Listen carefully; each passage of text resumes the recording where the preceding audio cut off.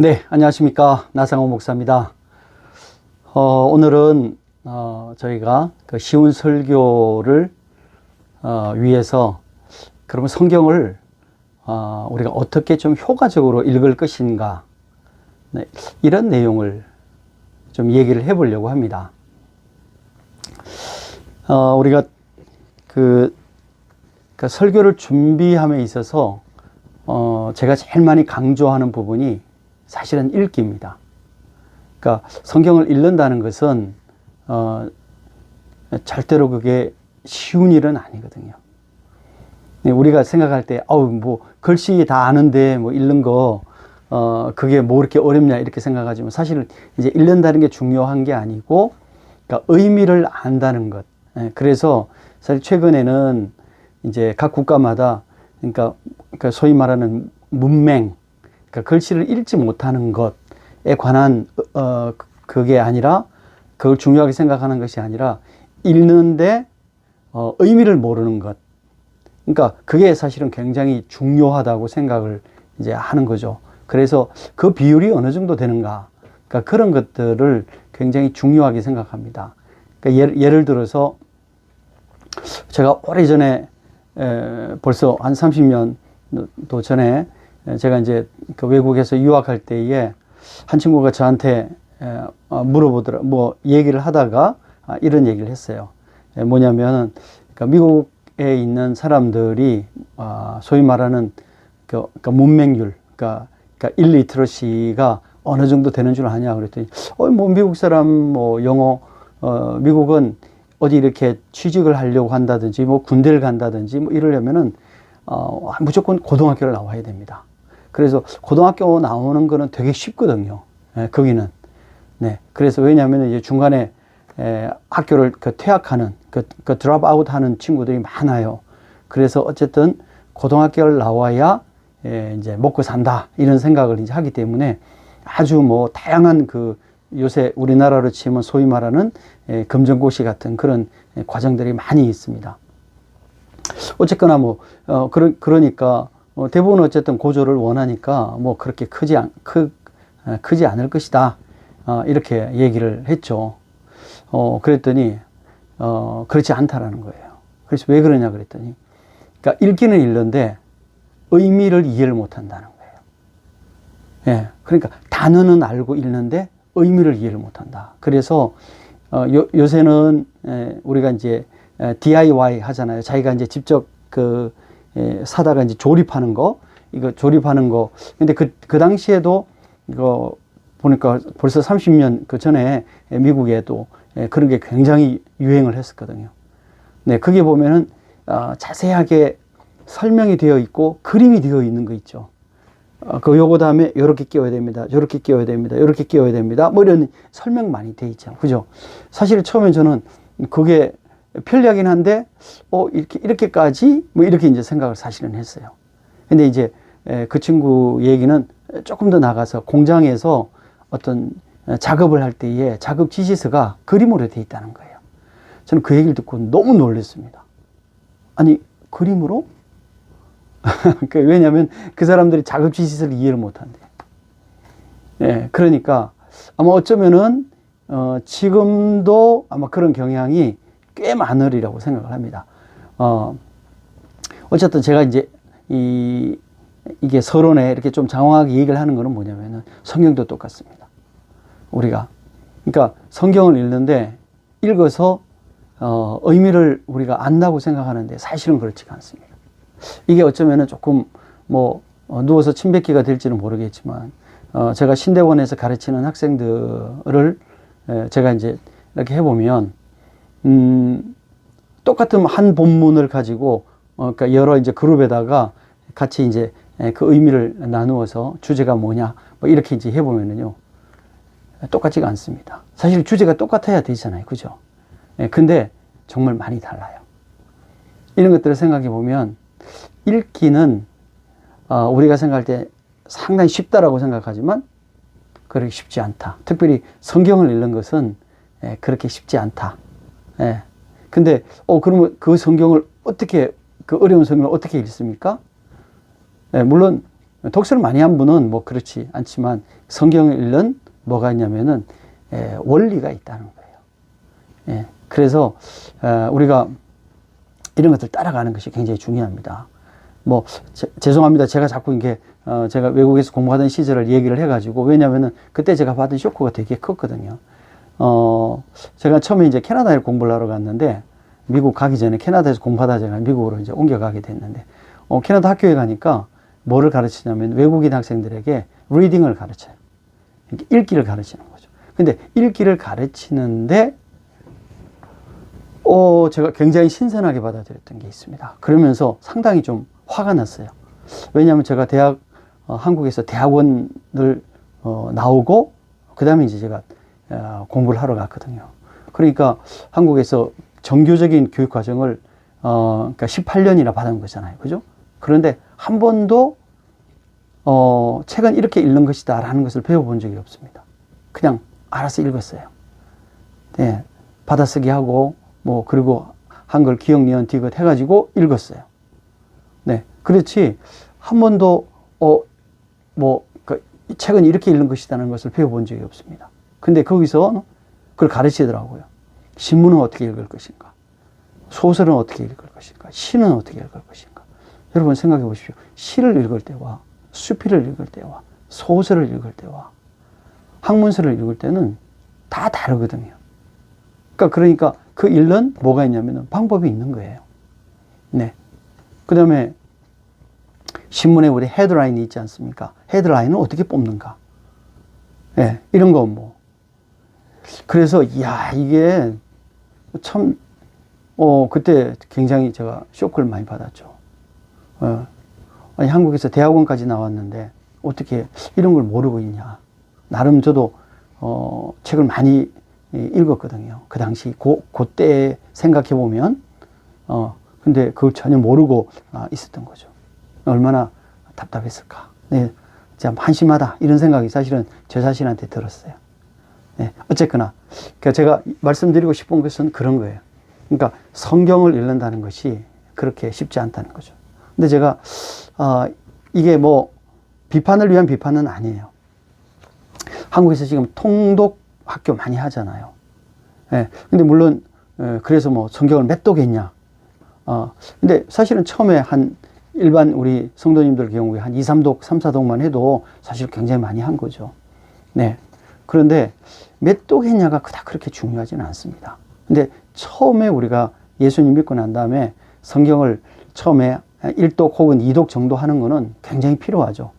왜냐면 도대체 성경에 얘기하는 창세기가 어디 있으며 다니엘이 어디 있으며 사도행전이 어디 있으며 대충의 어떤 내용인가 이런 것들은 그래도 기본적으로는 약간은 알아야 되잖아요. 그죠? 그러니까 성경을 한두 번 혹은 두세 번 정도 통독하는 거는 꼭 필요하다고 생각을 합니다. 그거는 괜찮은데 이 통독이 이제 너무 그렇게 되면 성경을 많이 읽었다고 얘기를 하는데 뭐가 없냐면 성경을 이해를 못하는 거죠. 네. 그래서 성경을 몇 독 읽으냐가 굉장히 마치 무슨 벼슬처럼 이렇게 얘기를 되는 적도 있었습니다. 제가 꽤 여러 해 전에 우리가 이제 그 학생이 이제 입학하게 되면은 시험을 보고 면접을 하지 않습니까? 면접을 합니다. 근데 저희 학교에서 이제 면접할 때에 교수님 두 분이 이제 면접을 해요. 그래서 면접 시간이 그렇게 길지는 않습니다. 예. 그래서 상당히 빨리 이제 필요한 것만 얘기를 해야 되는데, 저하고 이제 같이 이렇게 파트너 되는 지금 은퇴하신 그 교수님인데, 그분하고 이상하게 저하고 오랫동안, 항상 파트너가 되더라고요. 면접 파트너가. 그것도 참 희한하다고 생각을 했는데, 어쨌거나. 근데 그 교수님은 항상 첫 질문이 뭐냐면, 성경 몇 번 읽었어요? 이거였어요. 네. 근데 어느 해 어떤 학생이 이제 들어왔는데, 예외 없이 교수님이 그 학생에게 물어봤습니다. 성경 몇 독 했어요? 물어봤어요. 그랬더니 그 학생이 70독 했습니다. 제가 그것을 듣는 순간에 너무 놀랐죠. 그래서 제가 그 학생을 쳐다봤어요. 보니까 되게 나이가 어려 보여요. 그래서 제가 서류를 막 이렇게 확인을 해봤어요. 나이가 몇 살인지. 그때 나이가 27살이었어요. 보니까. 그러니까 대학 졸업하고 군대 갔다 오고 바로 온 거예요. 그래서 사실 저는 좀 나쁜 습관인데 꼭 확인을 하는 경향이 있습니다. 그래서 물어봤습니다. 혹시 오늘 아침에 읽었던 말씀이 있으면 간단하게 한번 나누어 주시면 어떨까요? 이렇게 물어봤어요. 그랬더니 오늘 아침에 너무 바빠서 못 읽었다는 거예요. 그러시냐고. 그러면 이번 주는 어떠냐고. 이번 주도 마음이 너무 분주해서 못 읽어봤다. 제가 그 말을 듣는 순간에 이 친구는 거짓말을 하고 있구나 라고 생각을 했습니다. 왜냐하면 여러분 생각해 보십시오.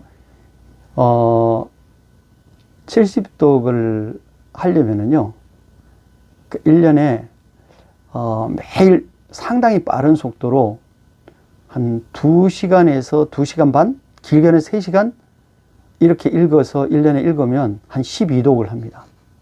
네. 한 12독 정도 하거죠.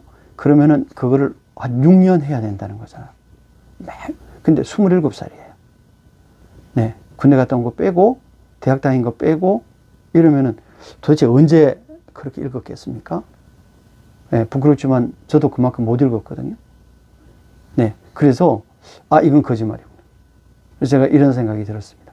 아니, 지금 면접 보는데 이 교수들 앞에서 이렇게 뻥을 치면 나중에 신대원생이 되면 학생들에게 또 혹은 성도님들에게 얼마나 뻥을 칠까, 이 생각이 들어서 저는 불합격을 드렸습니다. 예. 어쨌든 이 에피소드죠. 그만큼 뭐냐면 이제 우리가 몇 독을 했느냐, 이게 사실은 중요하지 않죠. 물론 처음에 한 1, 2독, 2, 3독 하는 거는 꼭 필요합니다. 그러나 그 이후에는 얼마큼 잘 이해하느냐, 하는 게 중요하죠. 사실은 그 공부를 하는 것이 어떻게 보면 신대원에서 가장 중요한 공부 중에 하나다, 이렇게 말씀을 드릴 수가 있습니다. 근데 이거는 꼭 목회자뿐만 아니라 일반 성도들도 마찬가지라는 생각이 들거든요. 사실은. 그래서 어쨌든 이게 성경을 읽는 데에는 뭐가 필요하냐면은 약간의 원리가 필요하다. 그 원리를 잘 찾아서 그렇게 해서 따라가면 훨씬 성경을 잘 이해할 수 있다. 이런 말씀을 좀 드리고 싶습니다. 자, 그러면 첫 번째 우리가 제가 여러분에게 제안하는 첫 번째 원리는 뭐냐면은 성경을 읽기 전에, 예를 들어서 뭐 마태복음이 마태복음, 마가복음이 마가복음, 사도행전이 사도행전, 이걸 읽기 전에 반드시 배경을 먼저 한두 번 혹은 두세 번 정도 읽어라, 이렇게 꼭 권합니다. 왜냐하면 사실은 저는 이게 그러니까 주석을 잘 안 보는 쪽으로 이렇게 얘기를 많이 하는 거거든요, 우리 목회자들에게는. 왜냐하면 너무 주석 의존하시는 우리 목회자들이 너무 많기 때문에 그렇습니다. 너무 과하게 주석을 의존해요. 네. 그런데 그거보다는 본인이 본문을 잘 이해하고 묵상을 해나가는 것이 훨씬 더 중요하다. 저는 이제 이렇게 얘기를 하는데, 자, 그렇게 하기 위해서는 성경을 읽으려면 반드시 성경의 전체적인 성경의 전체적인 개요를 우리가 잘 이해할 필요가 있습니다. 예. 우리가 만약에 고린도전서, 그러면 고린도전서는 누가 썼는가, 언제 썼는가, 왜 썼는가, 내용은 무엇인가, 그때에 우리가 알아야 될 기본적인 고린도전서의 배경은 무엇인가. 네. 그리고 고린도라는 곳은 어떤 곳이며, 그러니까 그런 내용들을 잘 확인하는 거죠. 먼저 그 전체적인 개요를 잘 아는 것이 굉장히 중요합니다. 근데 이거를 한 번 말고 최소한 한 두세 번 정도 읽고 있는 것이 성경을 잘 이해하는 데 큰 도움이 됩니다. 우리가 일반적으로 이제 요새 성경의 앞에 보면 간단하게 여러분 그러니까 이 성경의 앞에 보면 이렇게 간단하게 그 내용들이 나와 있지 않습니까? 그래서 어떤 거는 굉장히 짧게, 어떤 거는 조금 길게 이렇게 돼 있습니다. 그래서요, 지금 이게 미가서인데요. 미가서 앞에 보면 미가서 안내, 그리고 사실은 지금 요게 한 반 페이지 정도 이렇게 나와 있습니다. 자, 근데 어떻게 보면은 요건 어떻게 보면은 그냥 이런 거구나 이렇게 알지만 저는 이제 요거보다 조금 더 자세히 요거보다 조금 더 자세히 그러자면 뭐 주석이라든지 비슷한 이제 그런 유의 책들이 필요하다고 생각을 하는 거죠. 그래서 조금 자세히 먼저 읽고 난 이후에 본문을 읽어가면 훨씬 더 본문이 잘 읽혀진다는 거예요. 근데 이것만큼 사실은 중요한 게 없습니다. 왜냐하면 여러분 생각해 보십시오. 그러니까 이게 기본적으로 그러니까 지금 성경이 언제 쓰여졌습니까? 벌써 신약만 해도 2000년 전에 쓰여졌고요. 구약까지 포함하면 구약을 포함하면 거의 한 3천 몇백 년 전에 쓰여진 책이잖아요. 그런데 그 글이라는 것은 지금 기록자가 그 기록을 했을 때에 한번 생각해 보십시오. 그때에 여러 가지 상황이 있어요. 네. 그때 여러 가지 문화적인 배경이 있고요. 그 다음에 그때 여러 가지 우리가 알지 못하는 환경적인 요소들이 있습니다.